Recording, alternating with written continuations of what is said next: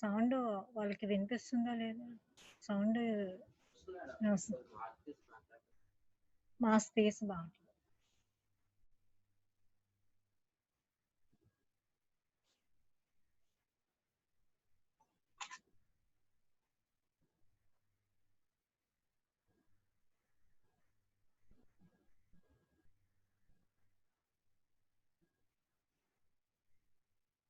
Today we'll be going through the anatomy of female genital tract.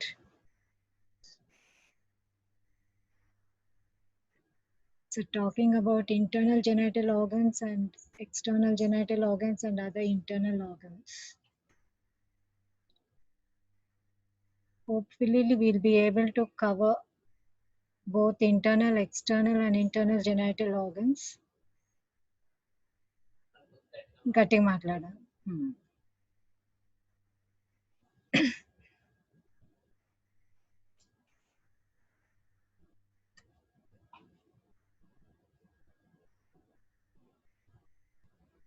The external genital organs,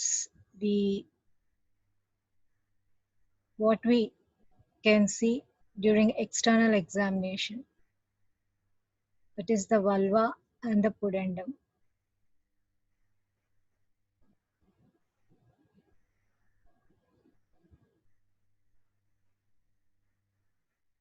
The vulva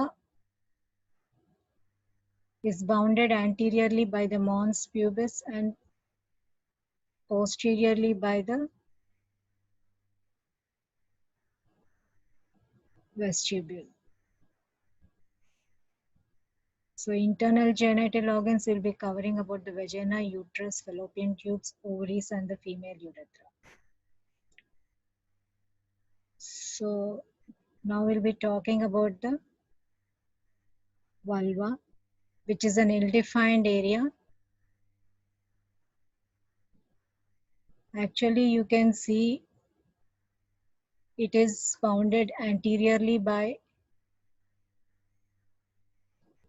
the mons and laterally by the labia majora and posteriorly by the perineum,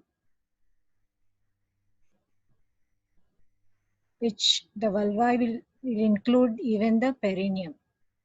So we'll talk about each of the structures of the vulva. So labia majora, folds of skin which encloses variable amount of fat and are best developed in the childbearing period of life. The inner surfaces of the labia majora are hairless and the skin of this area is softer, moisture and pinker than over the outer surfaces.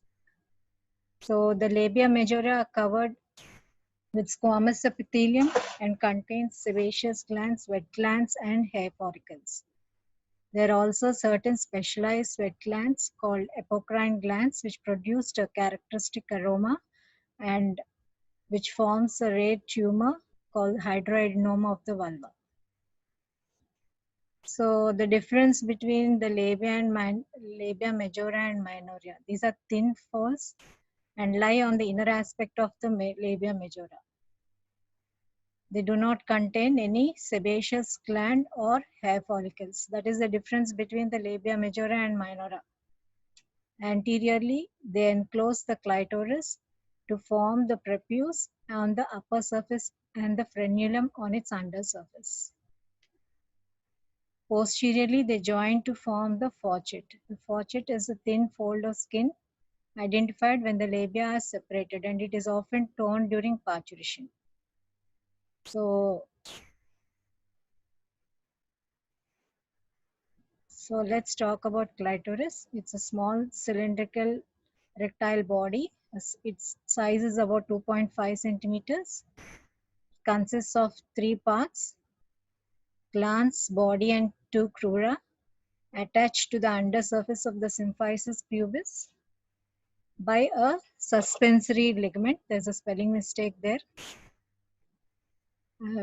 Which supplied by nerves and vessels, and it is analogous to the penis in male. So you can see in the picture The vestibule, it's a triangular space. It is bounded anteriorly by clitoris, posteriorly the faucet, and either side by the labium minus. So you can observe there are 3 openings opening into the vestibule. Actually, that is the external urethral meatus. That is the urethral opening. And there are openings of paraurethral ducts, the vaginal and the vaginal orifice.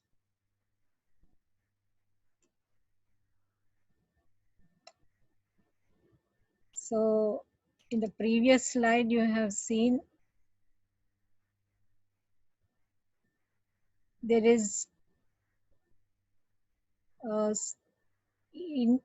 inner side of the in the vestibule, there's an opening of Bartholin's duct. So this is the duct of the Bartholin's gland, which corresponds to the bulbourethral gland of male. The gland measures about 10 mm in diameter and lies near the junction of middle and posterior third of labium majus. The duct can be distinguished on the inner surface of labium minus and one side of the vaginal orifice below the level of the hymen. The duct of the gland is about 2.5 centimeters long and opens into the vestibule outside the hymen at the junction of the anterior 2/3 and posterior 1/3 between the hymen and labium minus. It passes forwards and inwards to open external to the hymen on the inner side of the labium minus. So when this is a picture of the Bartholin gland when it is infected. Okay, so that how it looks if there is a infection of the Bartholin's gland. So what is the histology? It's a racemose, compound racemose gland, and its acini are lined by lower columnar epithelium. The epithelium of the duct is cubical near the acini and transitional, and finally squamous near the mouth of the duct. Blood supply of the vulva. So mainly supplied by the branches of the internal pudendal artery and femoral artery. So it's a labial transverse perineal artery. These are the branches, artery to the vestibular bulb, and deep and dorsal arteries to clitoris. The branches of the femoral artery are superficial pudendal artery and deep pudendal artery. Coming to the nerve supply of the vulva, the anterior superior part is supplied by cutaneous branches of the ilioinguinal nerve and genital branch of the genitofemoral nerve. Posterior inferior part is supplied by pudendal branches of posterior cutaneous nerve of the thigh, S2, S3, S4. And the middle part by labial and perineal branches of the pudendal nerve, corresponding to S2, S3, and S4. So now we'll go through the internal genital organs. This is the laparoscopic picture of the internal genital organs. That is the uterus. You can see the fundus of the uterus, the round ligaments, and the fallopian tubes, the bladder anteriorly, and posteriorly the POD. So first we'll be talking about the vagina. So if you have to examine it is a part of internal examination, which you will need some instruments to examine the vagina. So what is the vagina? Is a fibromuscular passage that connects the uterus to the outside. That is called the introitus. The lower end of the vagina lies at the level of the hymen, and of the introitus vaginae. The direction of a vagina is approximately parallel to the plane of the brim of the true pelvis. The vagina is slightly curved forwards from above downwards, and its anterior and posterior wall lies in close contact. But the lateral walls are a little bit away and gives a H form in the horizontal section. So this is a picture of the internal genital organs. You can look at the picture of the uterus and the vagina.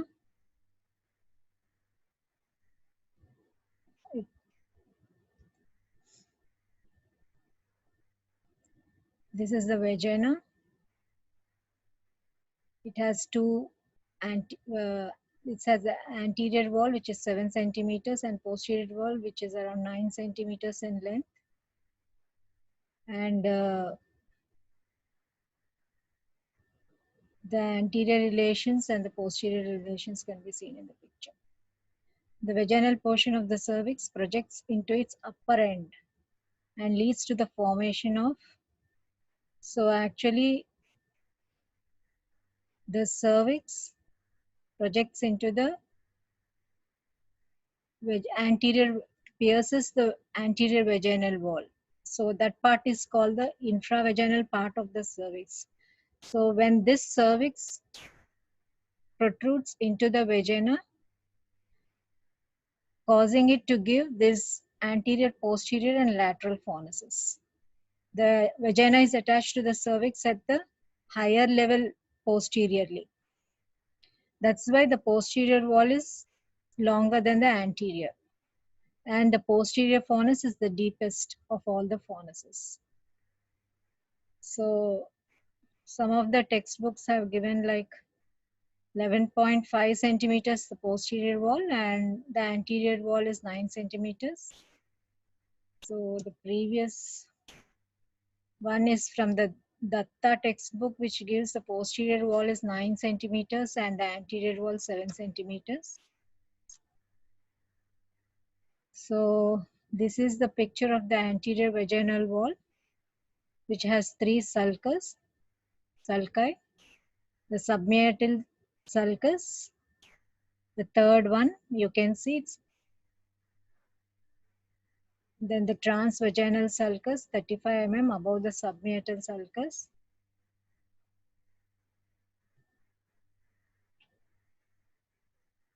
Which in the anterior corresponding junction of the urethra and bladder. And the bladder sulcus indicates the junction of the bladder and anterior vaginal wall. So the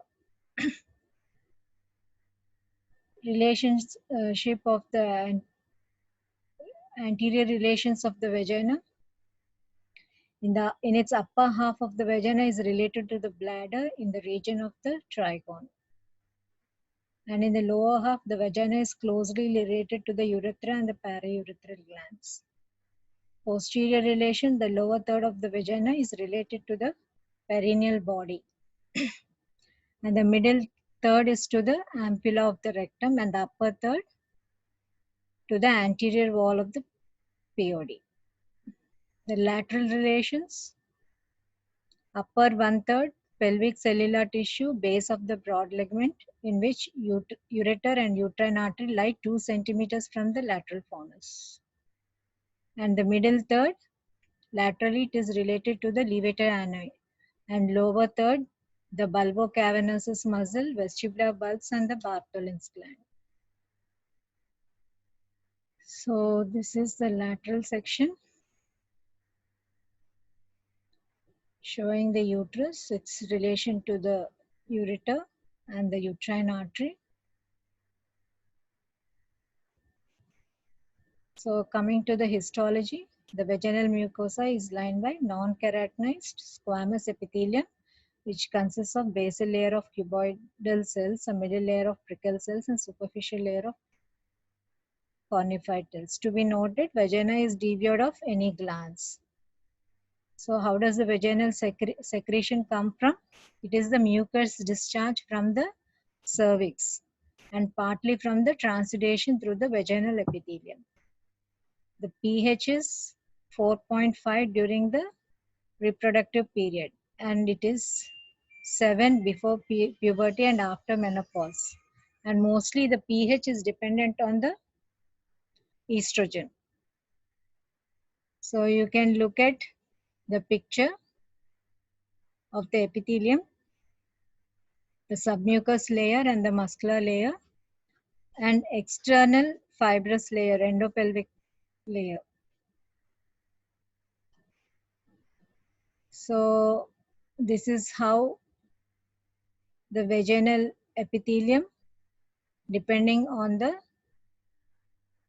age and the estrogen dependency. So in the from birth to 2 weeks, as there is very low estrogens from the mother.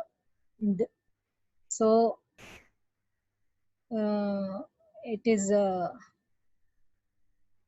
maternal hormones that influence from birth to 2 weeks. So there is some estrogen, and so it is acidic to 4 to 5, and some secretions are there. And sterile Dodolins baseline secretion from 2 weeks to pre-puberty. It is, there is no estrogen, not estrogen dependent. So Dodolins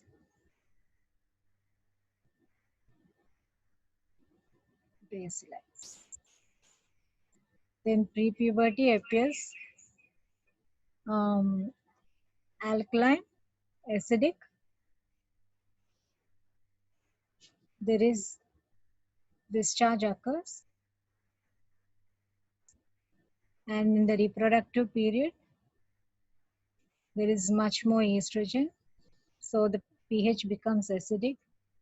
The Dodolins bacillary secretions will be abundant. In the postmenopausal, again there is coming to lesser estrogens and different type of estrogen, so it is neutral or alkaline. And the Dodolin bacilli absent and secretion becomes scanty. That's why postmenopausal patients present with dryness and itching and vaginitis. So the blood supply of the vagina. The arteries are mainly from the cervical vaginal branches of the uterine artery, vaginal artery, middle rectal artery, and internal pudendal, anastomose to form two azygous arteries. Veins drain into internal iliac and internal pudendal veins. The nerve supply, it is supplied by both sympathetic and parasympathetic plexus, pelvic plexus, and lower part by the pudendal nerve. Coming to the uterus, the shape of the uterus is pyriform shape, and it is 9 centimeters in length, 6.5 centimeters in width, 3.5 centimeters in thickness. It weighs around 50 to 80 grams. The uterus is divided into the body or the corpus, the isthmus, and cervix. So these are so normally it is anteverted and anteflexed. It is retroflexed and retroverted. That is, retroverted and retroflexed is only seen in 15 to 20% of population. So this is the uterine cavity. The fundus. So the isthmus, you can see it is 0.5 centimeters. The cavity is only 3.5 centimeters, and cervix is around 2.5 centimeters. So the isthmus starts from the anatomical internal os and ends at the histological internal laws.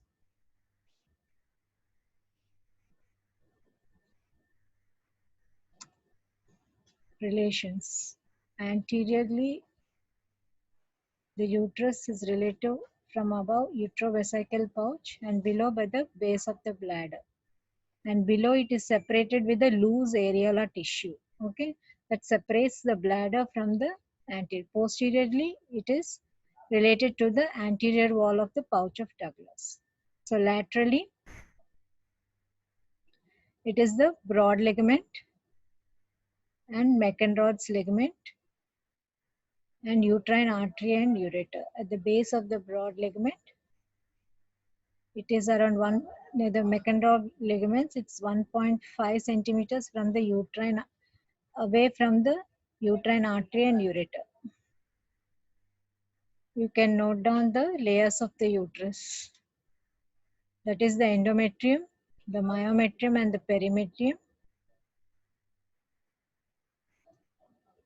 What is the perimetrium? It is the serous coat cover the entire, that is the outer layer of the uterus, except the lateral borders. Myometrium, outer, it constitutes of outer longitudinal and inner circular fibers. Endometrium is a mucous lining. Cervix is composed of fibrous connective tissue. Posterior surface has a peritoneal coat. Uterus surface epithelium, single layer ciliated columnar epithelium. It contains the lamina propria, contains stromal cells, endometrial glands, vessels, and nerves. The glands are simple tubular lined by ciliated columnar epithelium. Then the cervix, single layer of tall columnar epithelium. Glands are complex racemose type.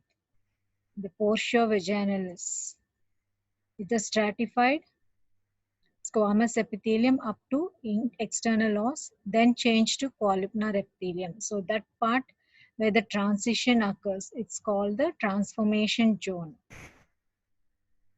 So you can note down the cervix, the mucosa, the columnar epithelium, and you can notice at the how the transformation occurs.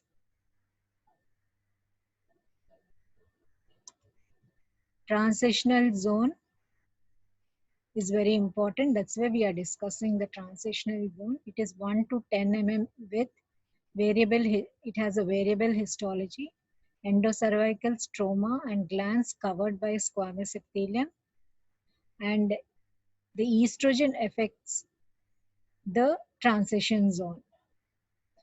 And the transition zone is more important because there are chances of dysplasia, carcinoma in situ, and invasive carcinoma. The secretions are alkaline mucus, pH 7.8, rich in fructose, glycoproteins, and mucopolysaccharides. Sodium chloride contributes to the vaginal discharge. So look at the blood supply. So the arterial supply is from the uterine artery, which is a branch of the anterior division of the internal iliac artery.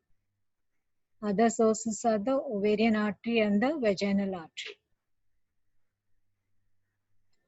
So in this picture, you can see at the McEnroth ligaments, the lateral relations. See, can you notice there's a transverse cervical ligament or the McEnroth's ligament? You can see the uterine artery and the ureter. A distance is 1.5 centimeters from the supravaginal part of the cervix. That supravaginal part of the cervix. So, what about the internal blood supply? You can notice the uterine artery when it enters into the body of the uterus, it forms into basal artery, which in turn gives radial arteries, and then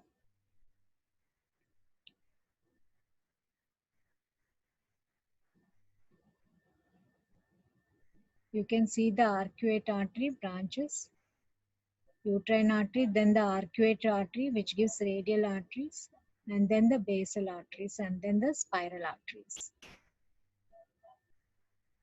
This blood supply is important when you study the menstrual cycle, when the shedding of the uterus. These are all dependent on the hormonal supply and the shedding of the endometrium during menstruation. The veins correspond to the arterial course, and mainly they drain into the internal iliac veins. Nerve supply, sympathetic system, mainly partly parasympathetic, sympathetic T5, T6. The motor, and T10 to L1 is sensory. The cervix is well surrounded by rich plexus of nerves called Frankenhaus's plexus. Cervix is insensitive to touch. Next, we'll talk about the fallopian tubes. So these are the paired structures. Each fallopian tube measures, you can see the picture, the fallopian tube picture, situated medial 3/4 on the upper margin of the broad ligament, parts of the fallopian tube. The interstitial part is the shortest part of the tube, and it is 1.25 centimeters in length and 1 mm in diameter. It is divided in interstitial part, the isthmus, the ampulla, and the fimbriated end. That is from, I'm talking from medial to lateral side. So the part which is inside the uterine wall, that is the interstitial part. That is around 1.25 centimeters in length. The isthmus is the inner part of the tube and represents about 1/3 of the total length of the tube. That is around 3.5 centimeters. The ampulla is the largest, widest, longest part of the tube, roughly 2/3 of the tube. It is around 6 centimeters in length. Fimbriated extremity or infundibulum is 1.2 long and 6 mm, and diameter is 6 mm. There is an ostium surrounded by fimbria, abdominal ostium. So the layer, serous layer, consists of the peritoneum. The muscular is outer longitudinal and inner circular mucous membrane lining by columnar epithelium. The blood supply is the uterine artery and the ovarian artery. The venous is the pampiniform plexus of ovarian veins. Nerve supply, uterine and ovarian nerve tubes are very much sensitive. Coming to the ovaries, each ovary weighs around 4 to 8 grams, measures about 3.5 centimeters in length, 2.5 centimeters in width, and 1.8 mm in thickness. So the right and left ovaries are almond shaped, pearly gray due to the compact tunica albuginea, and the surface is slightly corrugated. So each ovary has two ends, one tubal and the tubal end and the uterine end, and two borders, mesoovarium and a free posterior border, and two surfaces, medial and lateral surfaces. So take a look at the picture of the ovary.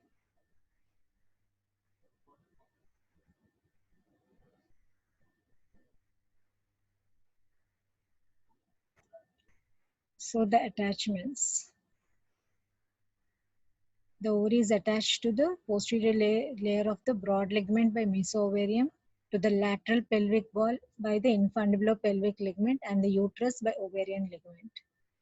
So you should remember that the it is attached to the posterior layer of the broad ligament by a peritoneum which is called mesoovarium,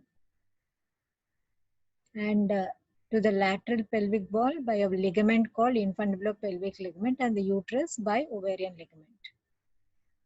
The anterior relations, this anterior border mesoovarium, through which the ovarian vessels and nerves enter the hilum of the ovary. Posterior border is free and related to the tubal ampulla. Medial surface to the fimbrial part of the tube, and the lateral surface is in contact with the ovarian fossa on the lateral pelvic wall. Now, what is this ovarian fossa related to it? To the external iliac vein superiorly, posteriorly to the ureter and internal iliac vessels, lateral to the peritoneum, separating the obturator vessels and nerves. So the ovary has a cortex and a outer cortex and inner medulla. So the outer cortex, it's a single layer of germinal epithelium of Valdier, or it is a cuboidal epithelium. Then the tunica albuginea stromal cells thickened beneath the germinal epithelium contains primordial follicles, corpus albicans, and atretic. Loose connective tissue. The medulla consists of the loose connective tissue, blood vessels, nerves, and muscles. The hilus, it is homologous to the interstitial cells of the testis. So look at this picture. So you can look at the from the hilum. So the mesoovarium, the blood vessels enter, and that is the medulla. And look at the cortex. You can see the primordial follicles, the germinal epithelium, how the follicles mature, the oocyte, the release of the oocyte. So you can see all the stages in this cut section of the ovary.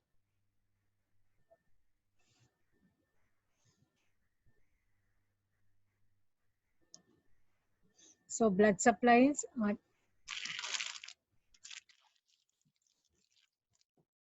arterial, ovarian artery, branch of the abdominal aorta. Yes.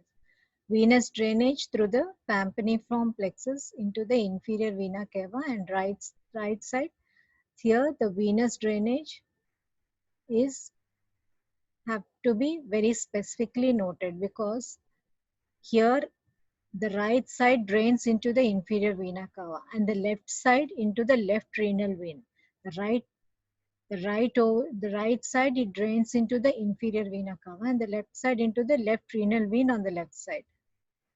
So nerve supply is sympathetic supply, T10 segment, and ovaries are sensitive to manual squeezing.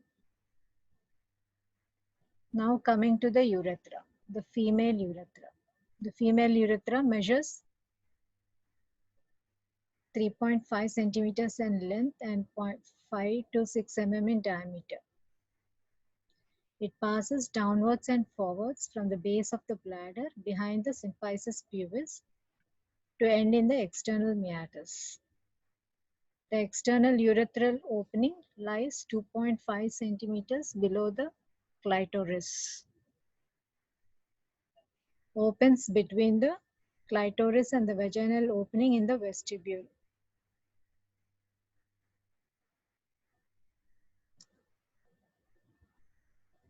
So the anteriorly it is related to posterior aspect of the symphysis pubis.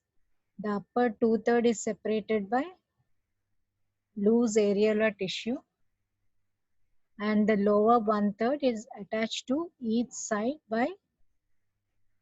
of the pubic rami by fibrous tissue by a pubo-urethral ligament. Posteriorly, the upper portion of the urethra is loosely connected to the vagina by vesico-vaginal fascia. Laterally, it is surrounded by areolar tissue, the compressor urethra, and the superficial perineal muscles. So there are numerous periurethral glands surrounding the urethra and opened by tiny ducts into its lumen. These are analogous to the prostate in males. They are the paraurethral glands are called skin, and they are paired glands which lie along the floor of the urethra and opened by tiny ducts close to the external meatus.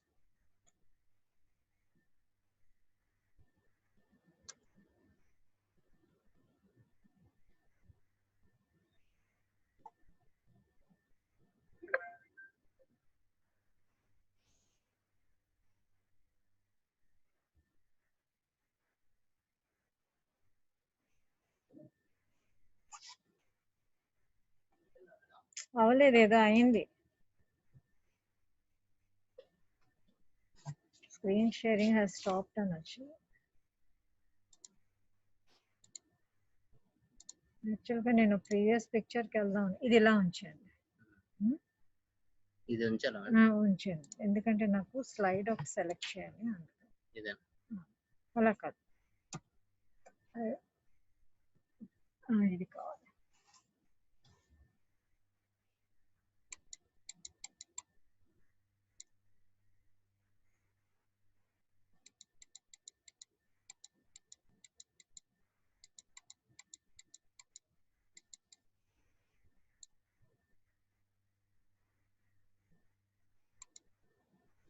So look at this picture. This is the big external urethral orifice, and this is the vestibule. Here the paraurethral glands are, where the paraurethral ducts and are opening. Okay, these are urethral opening and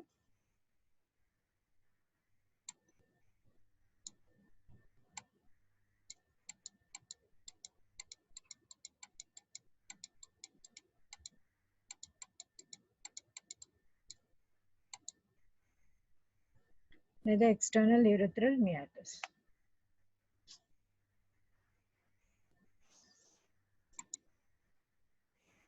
So this,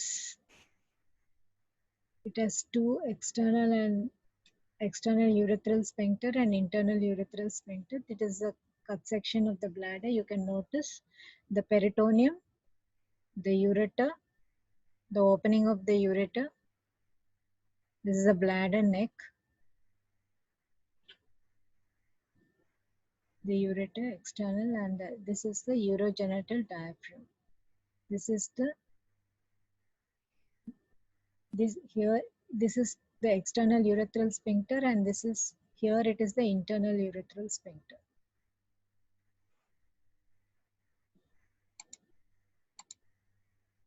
So external urethral meatus is lined by stratified squamous epithelium.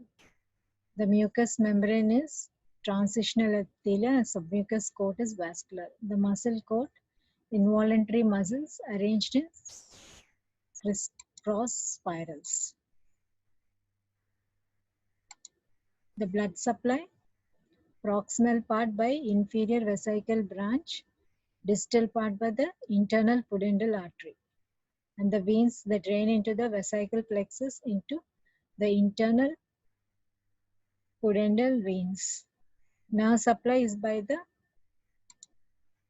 pudendal nerve.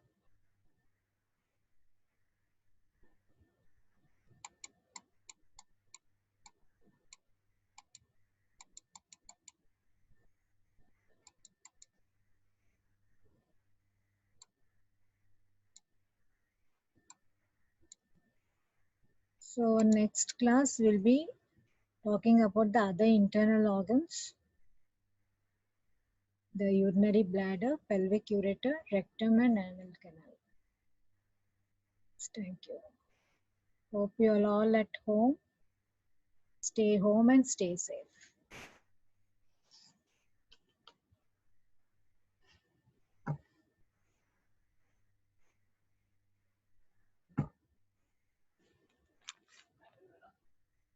Any questions adagala? Chat box lo ఏమైనా చెప్పండి. Questions ఏమైనా ask in the chat box. Do you have any questions?